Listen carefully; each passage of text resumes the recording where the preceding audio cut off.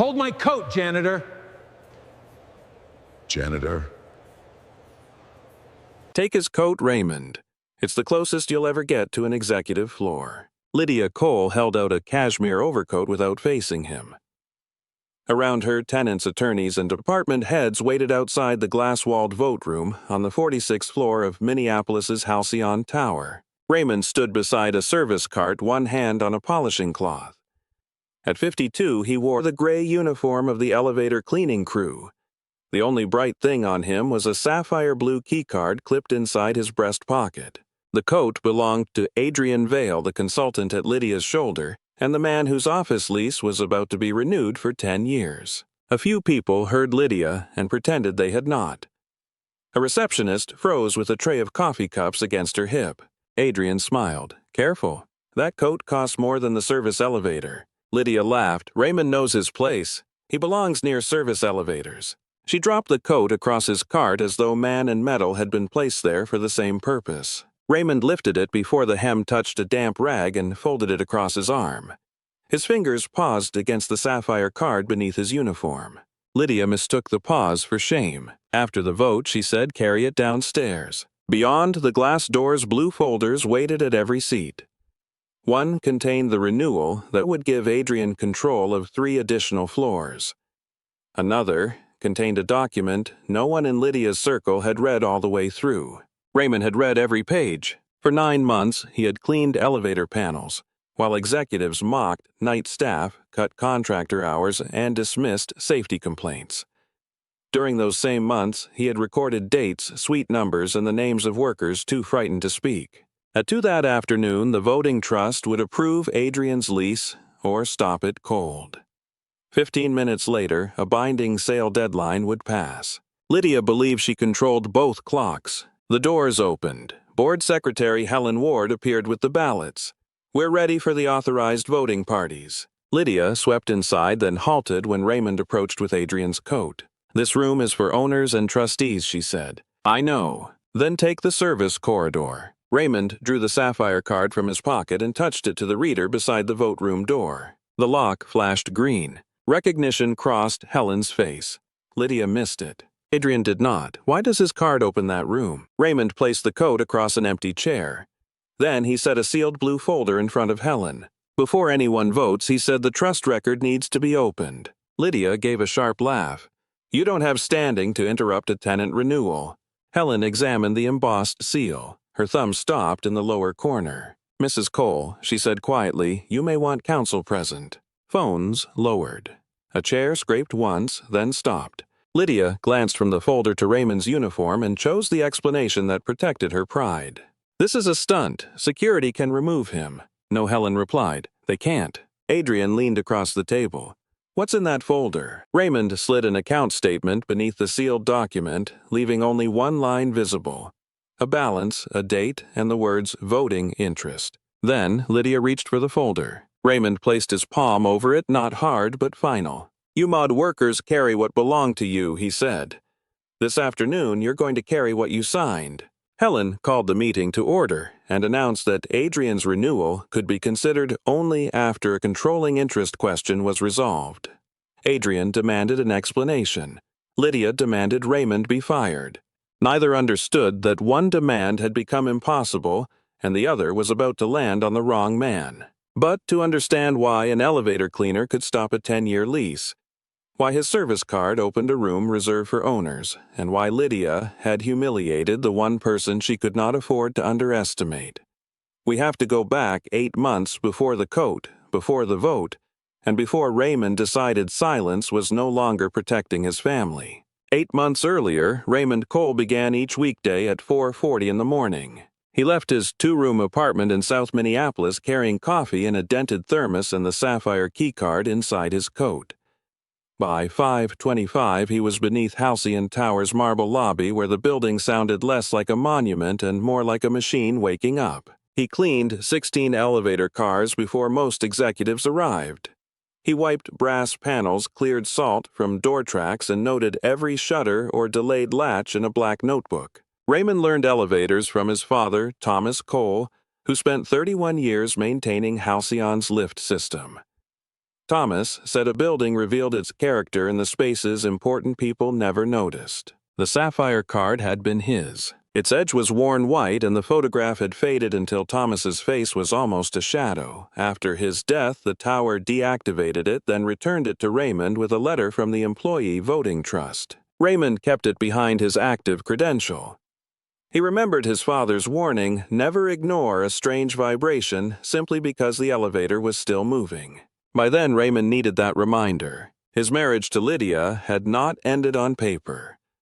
They had lived apart for 11 months while she called the separation temporary and asked him not to file anything until the tower sale was complete. Their 24-year-old daughter, Claire, was finishing nursing school. Her next tuition payment was due in 6 weeks and Raymond's savings had been drained by Thomas's final medical bills. Lydia knew he would accept almost any indignity before letting Claire lose her last semester. That was why silence felt safer than a fight. Each morning, Lydia crossed the sky lobby in fitted suits and leather gloves. She directed leasing operations for Halcyon's largest corporate tenant and had become the public face of the sale. Before brokers, she called Raymond building staff. In private, she reminded him that one complaint could cost his health coverage. Raymond did not answer in anger. He recorded what was said when it was said and who had heard it. Before taking the cleaning job, he spent 18 years inspecting elevator systems.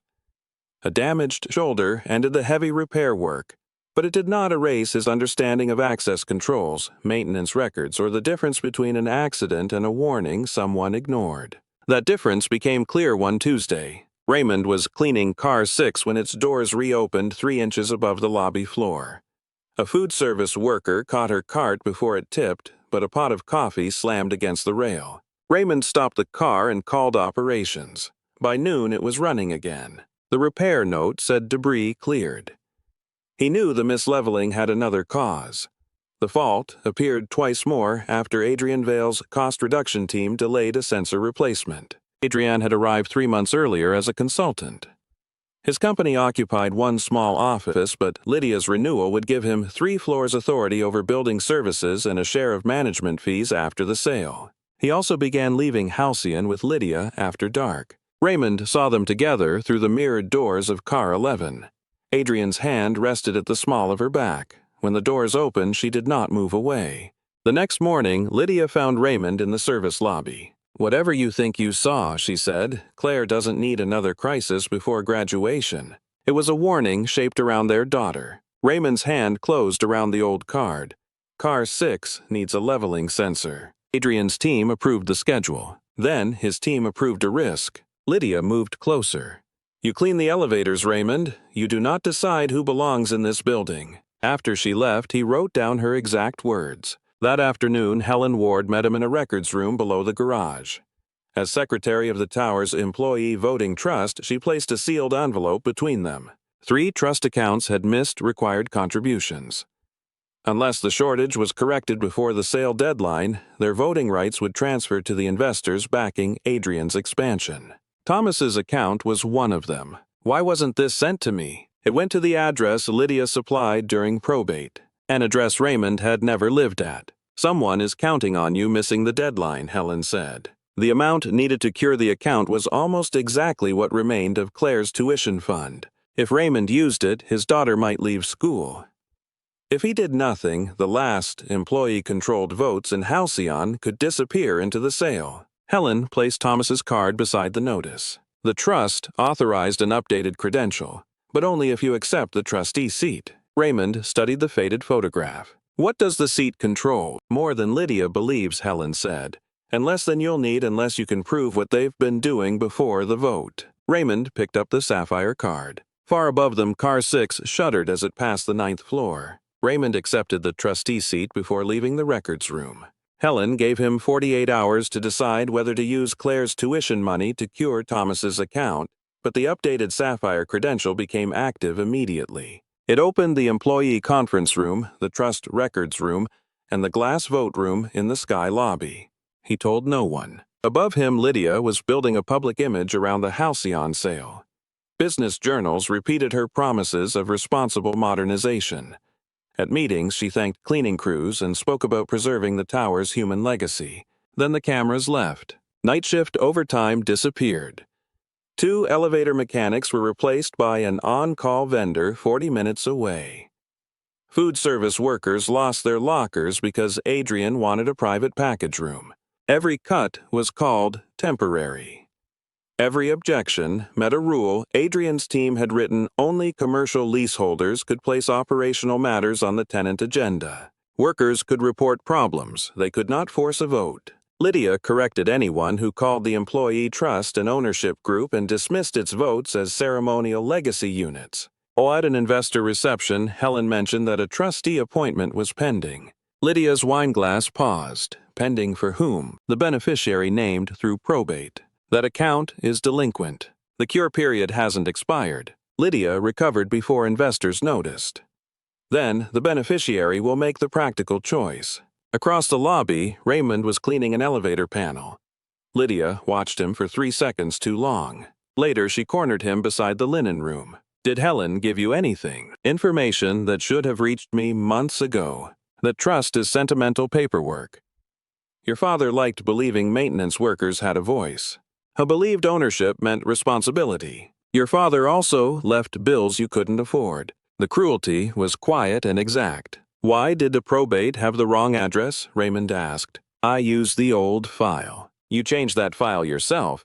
For a moment, Lydia's expression failed. Beneath her ambition was fear that the executive life she had built could still be taken from her by the service corridors she escaped. Then she smiled. If you put Claire's tuition into that debt account, she'll blame you.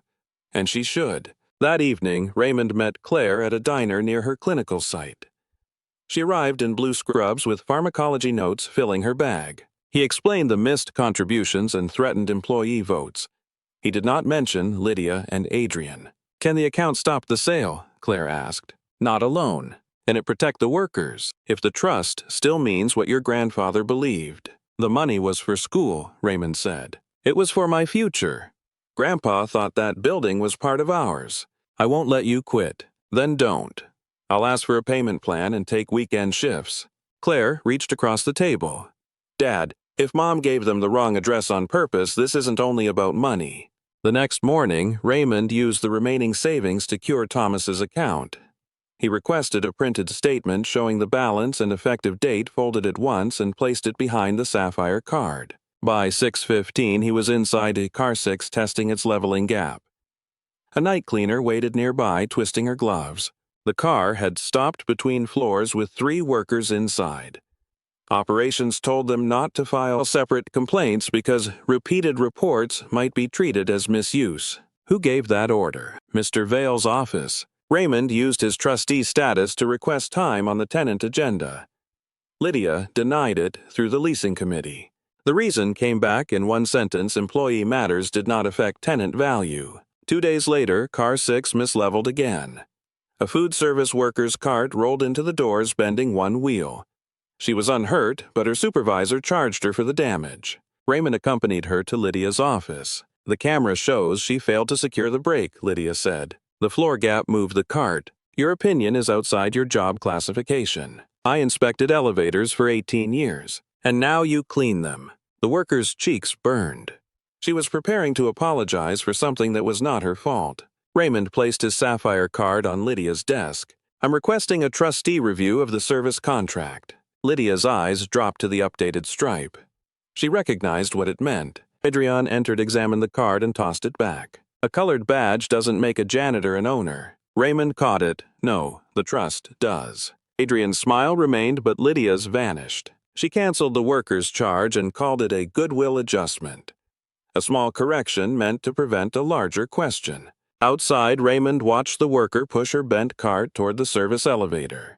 The tower's rules were designed so every frightened person stood alone. The trust was the only structure that could make them stand together. Behind him, Lydia closed her office door and told Adrian to move the lease vote forward by 6 weeks. Moving the vote forward changed 6 weeks into 5 days. Lydia called the new date a scheduling necessity.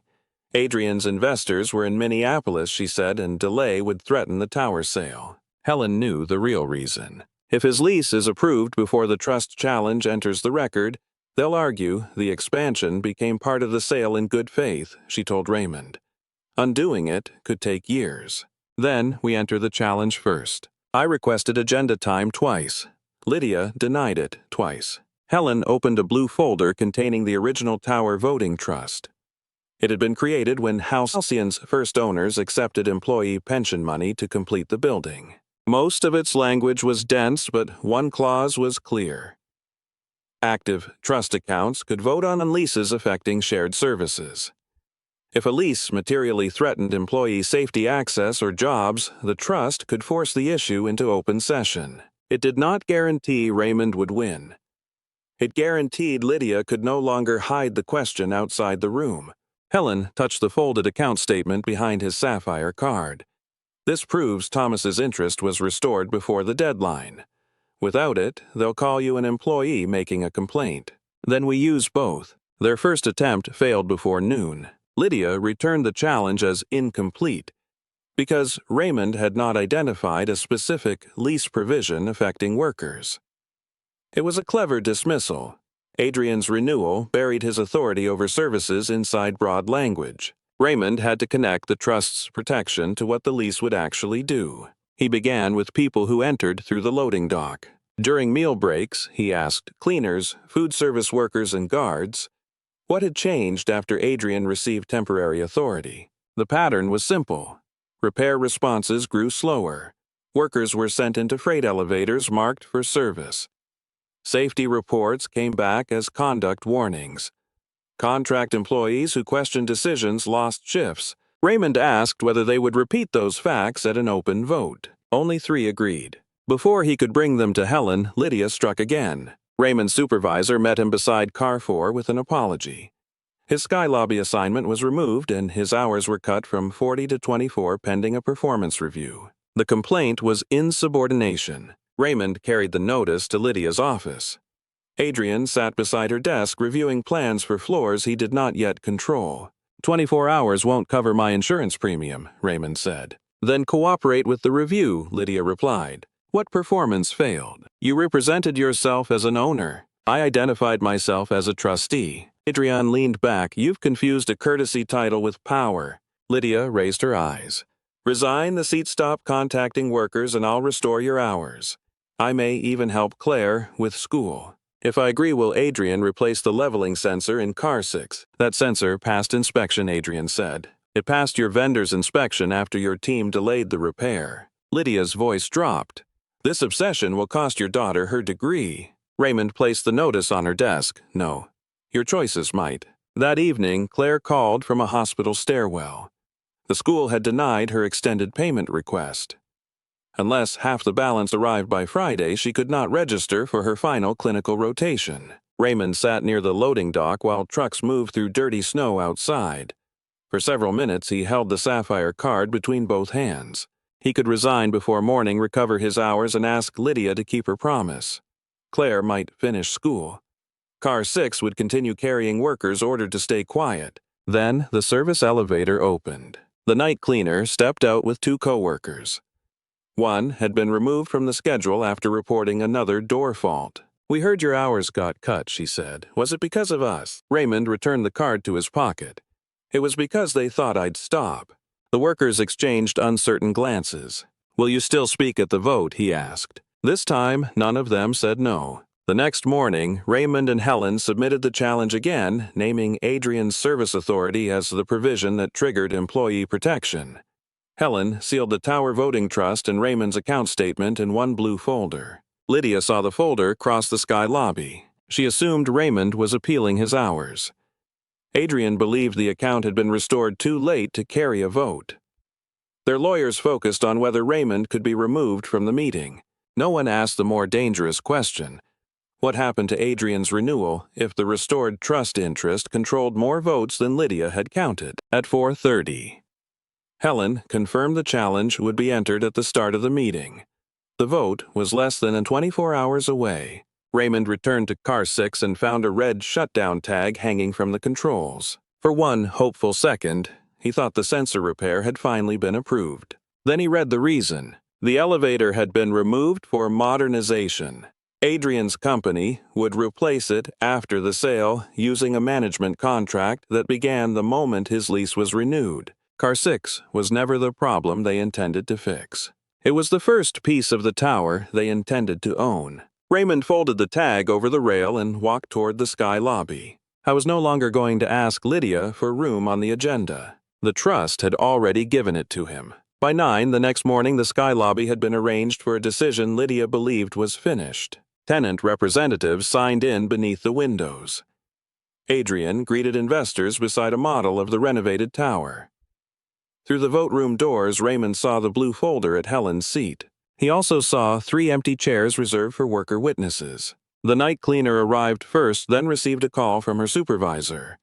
When it ended, she told Raymond her shifts had been suspended pending review. "I can still speak," she said, but fear had changed the way she held her shoulders. The other 2 workers never arrived. At 11:20, Raymond's supervisor asked for his sapphire credential.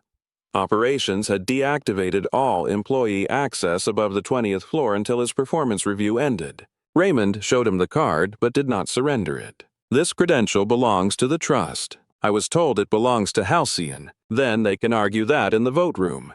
The supervisor walked away. Raymond understood the purpose.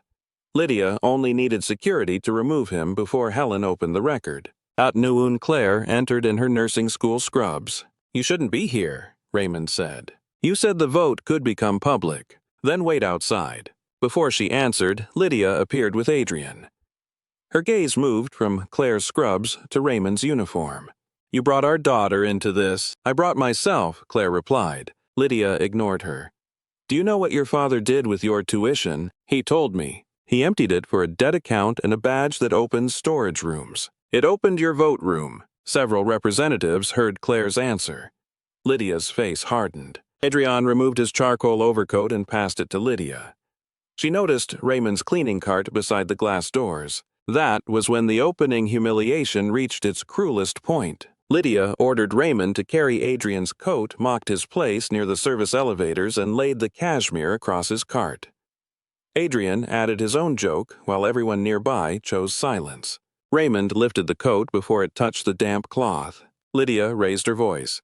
"After the meeting, perhaps he can clean Adrian's new offices too." Adrian smiled. "If he still works here." The words focused every witness on Raymond. Lydia had reduced his hours, threatened his health coverage, and exposed Claire's tuition. Now she wanted the room to watch him surrender. She called security before he could approach the vote room door. 2 officers arrived and Adrian spoke first. "This employee has accessed restricted floors and disrupted my office." The night cleaner moved forward. He was investigating car 6. Lydia's gaze found her. "You're suspended. Leave before that becomes permanent." The workers stopped. Raymond faced the officers. "I'm an authorized trustee attending an open challenge." One checked his screen. "Your employee access was deactivated this morning."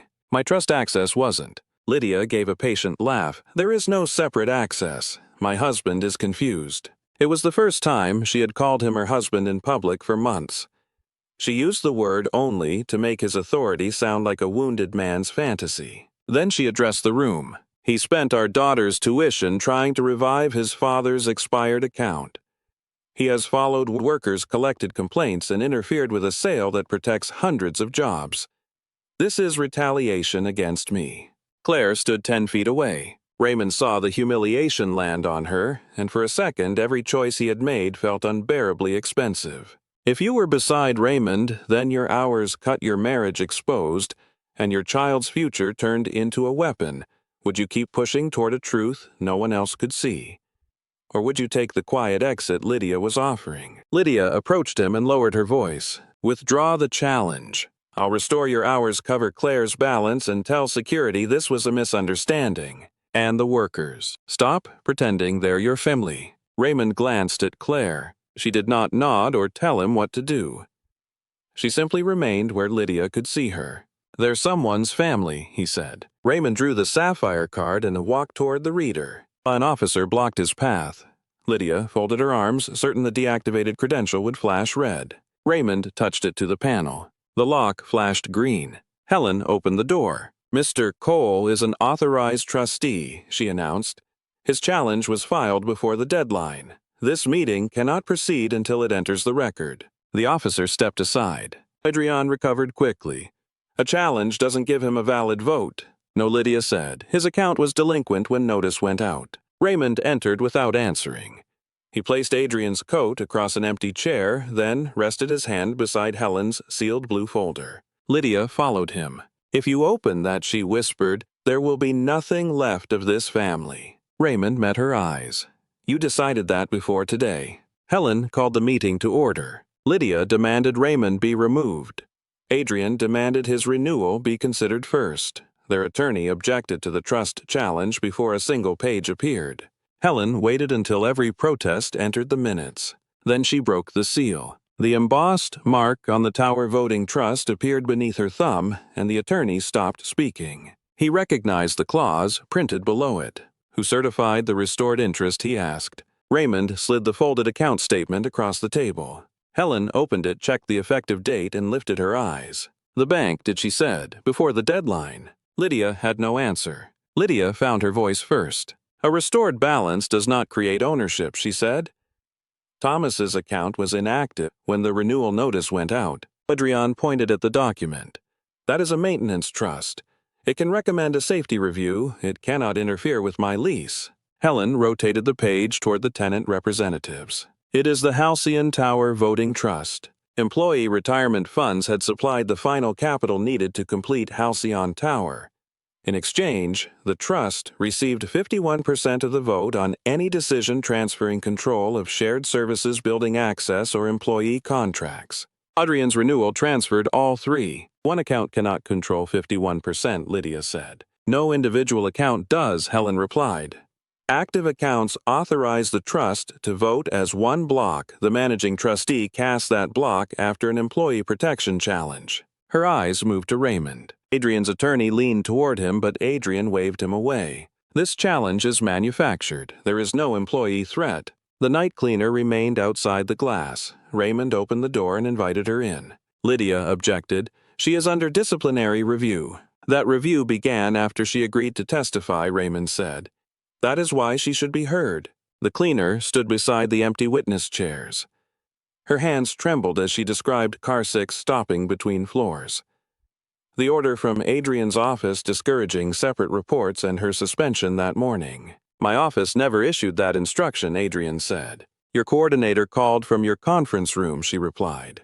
He said repeated reports would hurt the sale. Raymond asked one question. Were your shifts suspended before or after you agreed to speak here? After. Helen entered the answer into the official minutes. The representatives understood. Adrian had designed rules allowing workers to report danger without ever forcing a vote. Lydia had used those rules to punish the one person willing to speak. The trust did not need to resolve every allegation that afternoon. Its protection was triggered because service control was being transferred while a credible employee threat remained unresolved. Lydia reached for the document. This copy could be outdated. It is the controlling instrument, Helen said. Then the account was cured too late. Raymond slid the account statement to the center of the table. It showed the restored balance and effective time 8:42 on the morning before Lydia announced the accelerated vote. The trust had been active before she changed the schedule. Adrian's attorney read the time twice. His chair shifted away from the table. The room understood before Lydia did. The investors had never received the employee interest. Transfer occurred only if Thomas's account remained delinquent through the deadline. It had not. The 51% still belonged to the trust, and Raymond held authority to cast it. We can refund the payment and correct the account, Lydia said. You cannot reverse a beneficiary's contribution without consent, Helen replied. Then postpone the meeting. You moved it forward, Claire said from outside. Adrian began gathering his floor plans. My temporary service authority remains valid whether the lease passes today or not. Raymond opened the trust to the final marked provision. Adrian's authority expired at 2 o'clock unless the renewal was approved. After expiration, he could no longer direct operations, control worker schedules, or manage the elevator contract. The clock read 2:06. The renewal had not passed. Adrian stared at Lydia. You said the trust had no vote. It didn't when the account was delinquent. It was restored before you accelerated the meeting. Because Raymond took money from our daughter. Claire entered. Stop using me to explain what you did. She said nothing more. The decisive act still belonged to Raymond. Helen placed the ballot before him. Mr. Cole, how does the trust vote on Adrian Vale's renewal? The trust votes no, Raymond said. Helen recorded the 51% block. Adrian's renewal failed. Raymond then presented a motion under the Employee Protection Clause. Freeze Adrian's service changes, restore workers placed under review for safety reports, and require every future Halcyon lease renewal to protect workers from retaliation over maintenance or access complaints. Lydia interrupted. You cannot rewrite every lease today. Not existing terms, Helen said. The trust can condition its approval of renewals from today forward. Raymond cast the trust vote in favor. The motion passed. Adrian Rose, you think a cleaner can fire me? No, Raymond said. The Tower Trust ended your company's authority. I cast its vote. Security did not approach Raymond this time. They approached Adrian. I was not dragged away. Helen asked him to surrender his temporary operations credential and leave the vote floor while the board reviewed his access. His expansion was frozen and outside counsel was called to examine the retaliation claims. Adrian placed his badge on the table. Lydia tried to follow, but a representative from her own corporate tenant blocked the doorway. You certified that the employee interest would transfer at the deadline, he said. It should have. You also accelerated the vote after the account was restored. I didn't know. Helen's voice stayed level. You knew enough to send the probate notice to an address Raymond never used. The representative requested an emergency recess. Before the afternoon ended, Lydia was removed from sale negotiations pending an internal conflict of interest review. The sale was frozen while outside counsel examined the address Raymond's reduced hours and the suspended schedules. No one called it justice yet. It was a process beginning where secrecy had ended. After the room cleared, Raymond remained beside the sapphire card, his father's trust, and the statement that had cost Claire's tuition.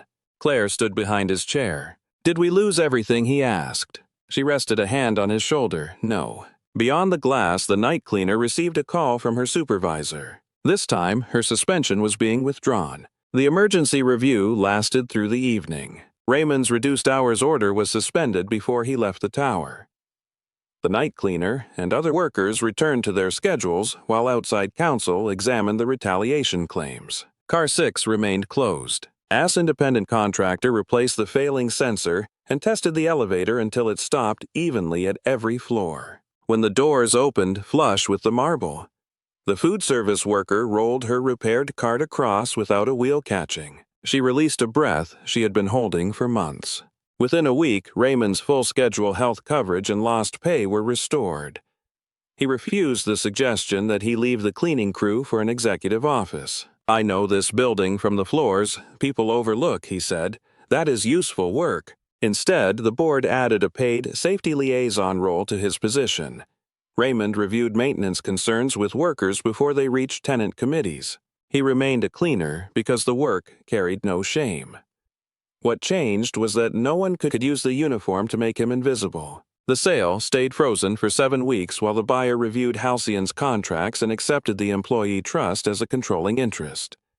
When negotiations resumed, worker protections were added to every lease renewal. Employees could take safety concerns directly to the trust and their schedules could not be changed in retaliation during a review. Those rules were less dramatic than Adrian losing his badge. They mattered longer. Adrian's company challenged the failed renewal, but withdrew after its attorneys reviewed the trust clause and account date. Without the 3 floors or management authority, his investors abandoned the proposal. I was not arrested or publicly ruined. He simply lost the position he had treated as guaranteed. Lydia's consequence took longer. The review confirmed she supplied an obsolete probate address despite having Raymond's current information. It also found that she helped reduce his hours and accelerated the vote while personally involved with Adrian. Her employer removed her from leasing decisions. She resigned 3 months later. Raymond never used her affair as public revenge. The conflict entered the review because it affected the vote. Everything else remained between Lydia Raymond and Claire. The marriage ended quietly. There was no reconciliation. Healing did not require pretending the betrayal had never happened. But Raymond refused to make Claire choose a parent. When Lydia called weeks later, Claire answered. She did not excuse her mother and she kept firm boundaries. Their first conversation lasted 4 minutes. The second lasted 11. That was how the family remained intact, not as the same household, but as people no longer forced to protect a lie. Claire's tuition problem did not vanish through a miracle. Raymond's restored wages and back pay covered her final clinical rotation. Claire kept her weekend shifts and paid the rest through an installment plan. 6 months after the vote, she completed nursing school. At the pinning ceremony, Raymond wore the dark suit he had worn to Thomas's funeral. The sapphire card rested inside his coat. Lydia sat several seats away. When Claire crossed the stage, both parents stood. Afterward, Claire placed her nursing pin in Raymond's palm. Grandpa would have complained it was crooked, she said. Raymond adjusted it. He would have fixed it before anyone noticed. Claire smiled. You did. We did, he said. The following Monday, Raymond returned to Halcyon before sunrise. Snow pressed against the lobby windows. Car 6 arrived and opened without a shutter. The night cleaner stepped out, tapped her restored badge against his sapphire card, and continued toward her shift. Raymond rode to the 46th floor. The doors met the sky lobby stone perfectly level. Inside the vote room, cleaners, a guard, and a food service worker waited for the trust's first monthly safety session. The old sapphire card still carried Thomas's faded photograph. Raymond had been offered a clean replacement, but he kept the worn one behind his active credential. It reminded him that ownership was not the right to stand above other people. It was the duty to notice what happened beneath you. Raymond held the vote room door while the workers entered ahead of him. Then he returned to the elevator, wiped one fingerprint from the brass panel, and watched the doors close evenly. If someone's job title made them easy to ignore, would you have recognized Raymond's dignity before the trust revealed his power? Share your answer in the comments and subscribe for more stories about quiet people who finally draw the line.